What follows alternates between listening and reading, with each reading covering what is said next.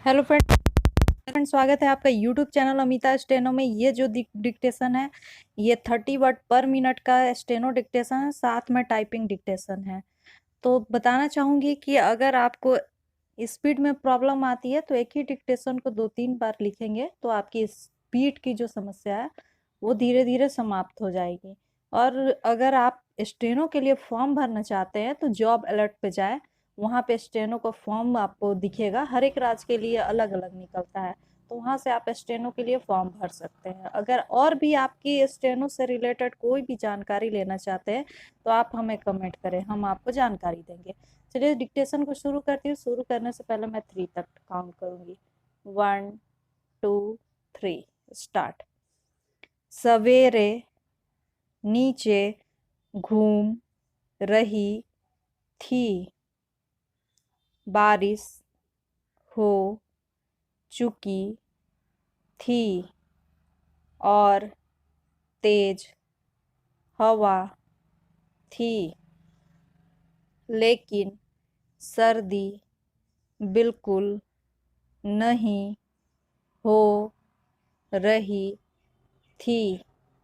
इसी हवा के कारण कल तक थपथरा रहे थे।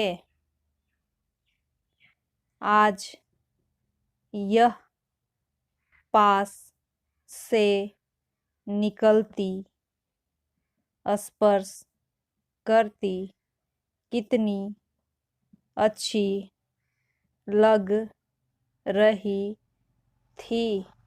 बसंत की हवा इसलिए तो अच्छी मानी जाती है कि उसमें न ज़्यादा ठंडक न ज़्यादा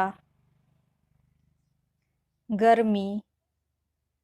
इसीलिए शायद केदारनाथ अग्रवाल ने लिखा, हवा हूँ, हवा हूँ, मैं बसंती हवा हूँ।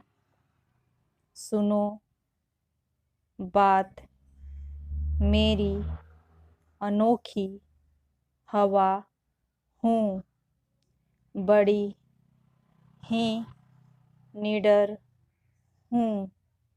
जिधर चाहती हूँ उधर घूमती हूँ, उधर घूमती हूँ। मुसाफिर अजब हूँ। यह एक लंबी कविता है। वैसे भी बसंत और बसंती हवा कवियों, लेखकों, संगीतकारों, चित्रकारों सबका मन लुभाती रही है। पैराग्राफ।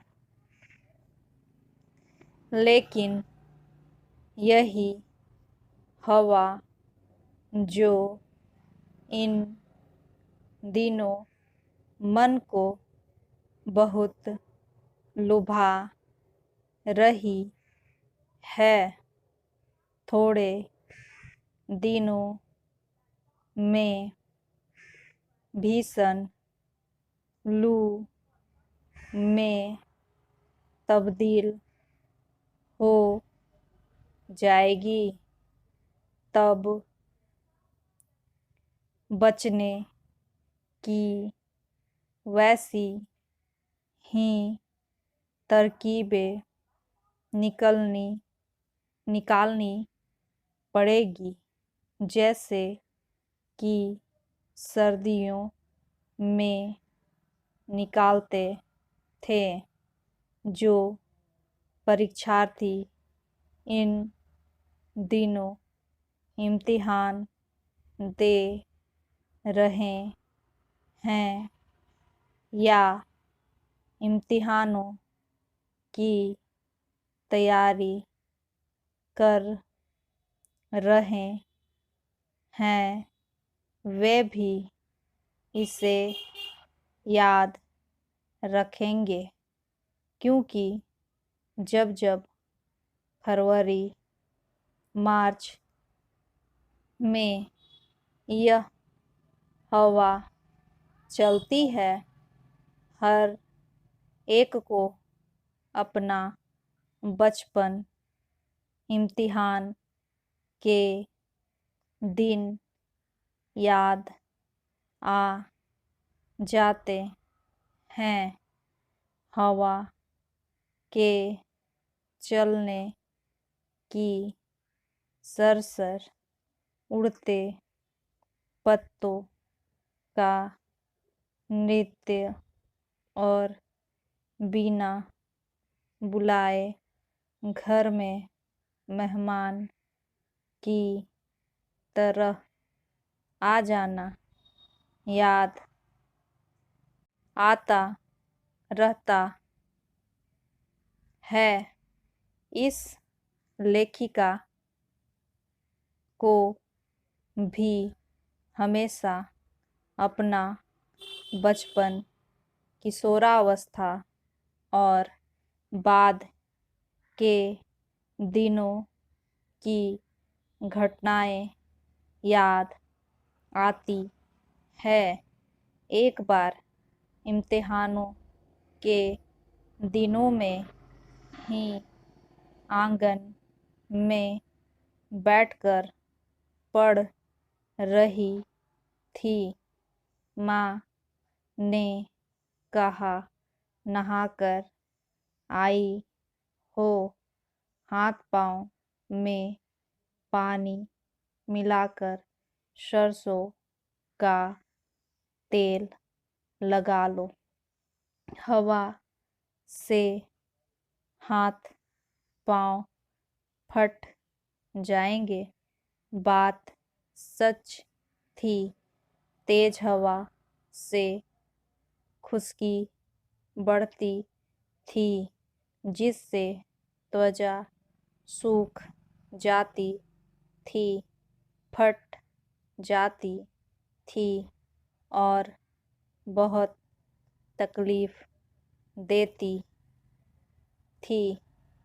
इस तकलीफ को खत्म करने के लिए किसी महंगी क्रीम या त्वचा विशेषज्ञ की मदद नहीं लेनी पड़ती थी।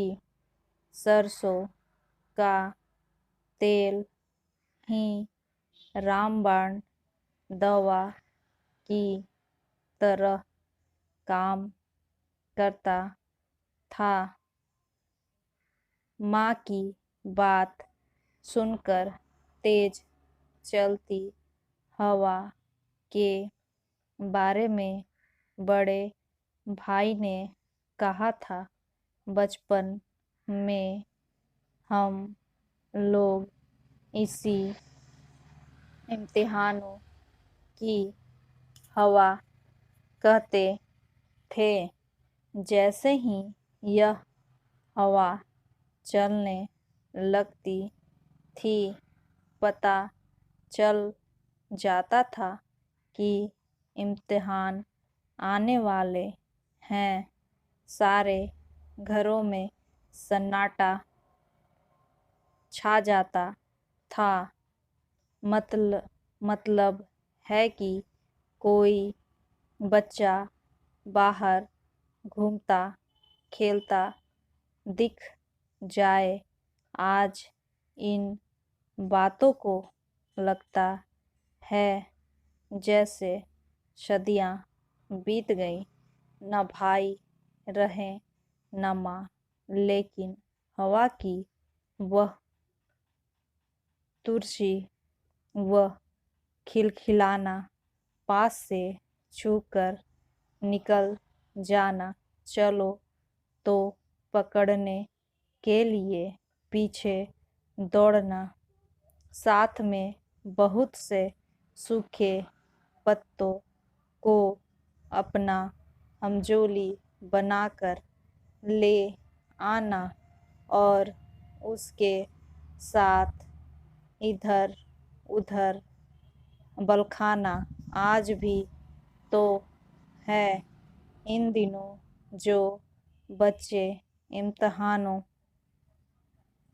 की तैयारी में लगे हैं, वे क्या मालूम इस रोमांचित करने वाली हवा को किस नाम से पुकारते हैं। लेकिन जब ये बड़े हो जाएंगे और इनके बच्चे इम्तिहान देंगे, तब भी ये चलती हवा इन्हें बचपन और स्कूल के दिनों में ले जाएगी, जैसे कि मुझे ले जाती है। तो फ्रेंड, ये था 30 वर्ड पर मिनट का हिंदी डिक्टेशन। उम्मीद करती हूँ कि आपको पसंद आए होंगे। तो वीडियो को लाइक करेंगे, सब्सक्राइब करेंगे, दोस्तों के साथ शेयर जरूर करेंगे। मिलती हूँ नेक्स्ट नए वीडियो में।